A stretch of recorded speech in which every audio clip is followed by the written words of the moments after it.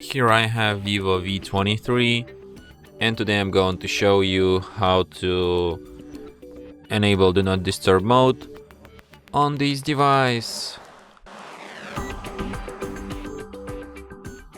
So to do this, firstly you have to go to the upper bar, and here you can find the button Do Not Disturb. So by tap on it once you can switch this mode. By holding your finger on it you can access some of its settings. For example, you can add exceptions to this mode. It could be calls, it could be messages, it could be apps, alarms and other interruptions. You can also set up a schedule for this mode. You can set up default duration of it. You can disable sound from notifications, you can disable visual from notifications. So yeah, and that's it. Thanks for watching. If you find this tutorial useful, don't forget to hit that like button and subscribe to our channel.